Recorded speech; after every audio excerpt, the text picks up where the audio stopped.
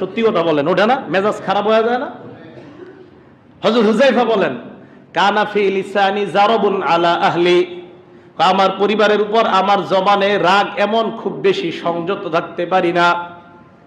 কথায় কথায় আমি বিবির উপর রাগ হয়ে যাই, সন্তানের উপর আমার রাগ উঠে যায়। ব্যবসা বাণিজ্য খারাপ হলে তো রাগ উঠারই কথা। এই জন্য কি করণীয়? তবে লা ইয়াদুহুম ইলা গায়রিহিম, অন্যদের উপর আমার এই রাগ কাজ করে না। আমি আল্লাহর নবীর কাছে গেলাম, আল্লাহর নবীকে বললাম, ইয়া রাসূলুল্লাহ, আমার জবানে এমন অবস্থা, রাগের কারণে মাঝে মাঝে সন্তান বিবিদেরকে উল্টা পাল্টা কথা বলে ফেলি, আমার কি করণীয়? আল্লাহ, ইস্তেগফার, তুমি ইস্তেগফার থেকে কোথায় দূরে থাকো? সুবহানাল্লাহ। তাস্তাগফিরুল্লাহ ফিল ইয়াউমি ৭০ মাররা, হে জুবায়ের, হুযায়ফা, প্রতিদিন তুমি অন্তত ৭০ বার ইস্তেগফার পাঠ করবা। আজকে থেকে মনে রাখবেন, বিবিরে ঝাড়ি মারার আগে অন্তত ৭০ বার আস্তাগফিরুল্লাহ বলে নেবেন। কয়বার? এরপরে দেখবেন আর ঝাড়ি আসবে না, তখন দেখবেন বিবিরে মহব্বত, মায়া লাগে। আগে লাগতো মেজাজটা খারাপ দেখলে, থুর, ব্যবসা থেকে আসছেন, মেজাজটা খারাপ, একটা দেই মনে হয় এরকম। আস্তাগফিরুল্লাহ ৭০ বার পড়েন, তখন দেখবেন না, এখন তো আর মারতে মন চায় না, ভুলে গেছে। নবীজি মেডিসিন শিখিয়েছেন। এখন বলেন, বিবি সন্তান এদের উপর রাগ দূর করার উপর কয়বার ইস্তেগফার পাঠ করা? আগে ৭০ বার ইস্তেগফার পাঠ করবেন, এরপরে মারতে যান, তারপর দেখেন মারতে পারেন কিনা। তো নবীজি বললেন, হযরত হুযায়ফাকে বললেন, তুমি কোথায়? ইস্তেগফার থেকে কি পলায়ন করো? কোথায় থাকো? ইস্তেগফার করতে পারো না? ৭০ বার ইস্তেগফার পড়বা, এরপরে দেখবা জবান আর উল্টা পাল্টা কাজ করবে না। তখন দেখবা মোহব্বতের কথা বের হবে। আগে খালি বলতা, তোরে দেখতে খবিশের মতো লাগে, এখন আর এরা বলবা না। এইভাবে করো। রাসূল কারীম সাল্লাল্লাহু আলাইহি সাল্লাম শিখায়া দিলেন ৭০ বার ইস্তেগফার পাঠ করা। এই জন্য দেখবেন মাঝে মাঝে রাগ হয়ে গেলে অনেক মানুষ, সুন্দরী বিবি ঘরে আছে, এরপরে আসে, হুজুর, এত সুন্দরী বিবি ঘরে থাকা সত্ত্বেও আমার দেখি অন্যদিকে মন মানসিকতা যায়। ওই যে আপনার মেজাজ ঠিক মতো কাজ করে না, শয়তান আপনার এই সুন্দরী বিবিকে আপনার কাছে অপছন্দনীয় করে দেয়, অন্যদের রূপসী কালো একটা মহিলাকে তার চোখে সুন্দর বানায় দেয়, আর আপনার সুন্দরী বিবি অসুন্দর হয়ে যায়। এটার কারণ শয়তান কাজ করে। এই জন্য নবী বলেন, এই কাজ যেন না করে ৭০ বার ইস্তেগফার পাঠ করো। এই ইস্তেগফারের ফজিলতে আল্লাহ পাক রব্বুল আলামিন তোমার বিবি দেখতে যদি একটু অসুন্দর হয়, এটা আল্লাহ তোমার কাছে প্রিয়তমা সুন্দরী বানিয়ে দিবেন। আল্লাহ করেন। হযরত হুযায়ফা এই অভিযোগ করলেন, নবীজি অভিযোগের মেডিসিন দিয়ে দিলেন। এরপরে আসেন আল্লাহ রাসূল সাল্লাল্লাহু আলাইহি সাল্লামের সাহাবা হযরত আব্দুল্লাহ ইবনে বুসর, আব্দুল্লাহ ইবনে বুস একজন সাহাবা, আব্দুল্লাহ ইবনে বুস রাদিয়াল্লাহু তাআলা। এই আব্দুল্লাহ ইবনে বুস রাদিয়াল্লাহু তাআলা, বুস শব্দের বানান হলো বাসিন র, মানে বুসরুন। ওনার থেকে বর্ণনা, ইবনে মাজার হাদিস, রাসূল কারীম সাল্লাল্লাহু আলাইহি সাল্লাম বলেন, তুবা লিমান ওয়াজাদা ফি সহিফাতিহি ইস্তিগফারান কাসীরা। আমাদের প্রত্যেকের এই জায়গায় একটা খাতা আছে, ছোট খাতা।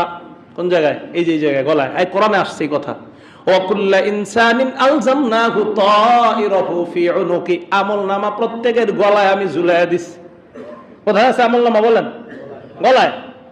এই গলায় যে আমলনামা আছে, এটার নাম সহিফা। দুই পাশে দুইজন ফেরেশতা, ভালো আমল লেখে, খারাপ আমল লেখার জন্য দুইজন ফেরেশতা। আর আল্লাহ বলেন, ফেরেশতা দুইজনের সাথে একটা খাতাও আমি দিয়ে দিলাম। এবার আল্লাহর নবী বলেন, তুবা, ওই ব্যক্তির জন্য সুসংবাদ, যেই ব্যক্তির খাতার মধ্যে বেশি বেশি ইস্তেগফার লেখা আছে। এই ইস্তেগফারের বদৌলতে আল্লাহ পাক রব্বুল আলামিন তার নাজাতের ব্যবস্থা করে দিবেন।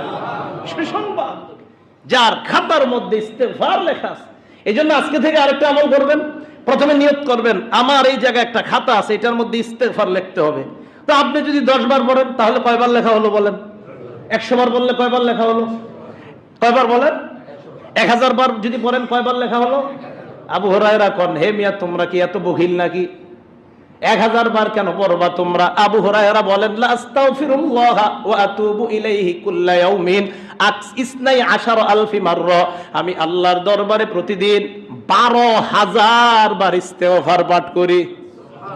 কয় হাজার? নবীর সাহাবা আবু হুরায়রা, যাদেরকে আল্লাহ বলে দিয়েছেন এদের উপর আমি সন্তুষ্ট, উনি 12000 বার ইস্তেগফার পাঠ করে। আর আপনাদের যাদের শুধু আবু হুরায়রা কত বড় আলেম, সারাক্ষণ উনি হাদিস নিয়ে গবেষণা করেন, উনি বলেন আমি 12,000 বার ইস্তেগফার করি। এখন যদি 12,000 বার কেউ পড়েন, আপনার বুঝতে হবে আমার এই খাতার মধ্যে 12,000 বার লেখা হয়েছে। যাই হোক, যতবার পড়েন, রিজিকের প্রয়োজন ইস্তেগফার পড়েন, সন্তানের প্রয়োজন আজকে থেকে কিনতে আনবেন। কোরআনে বলছে সন্তান দেয় ইস্তেগফার, আল্লাহ কোরআনে বলছে ইস্তেগফারে আল্লাহ সম্পদ দান করে। আর ইস্তেগফার পড়বেন, আল্লাহকে বলবেন আল্লাহ আমি এই 100 বার ইস্তেগফার করলাম, আমার সম্পদ তুমি দাও। মাবুদ তুমি কোরআনে ওয়াদা করছো সম্পদ দাও, সন্তান দাও।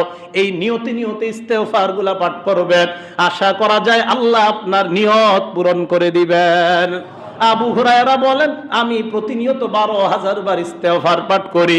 আল্লাহর নবীর সাহাবা হযরত জুবায়ের রাদিয়াল্লাহু তাআলা আনহু বলেন মান আহাব্বা আন তাসুররুহু সহিফাতু, যেই ব্যক্তি এটা পছন্দ করে তার এই জায়গার আমলনামাটা তারে আনন্দিত করবে, ফাল্যুকসির ফিহা মিনাল ইস্তিগফার, সে যেন তার আমলনামা ইস্তিগফারের মাধ্যমে বাড়ায় দেয়।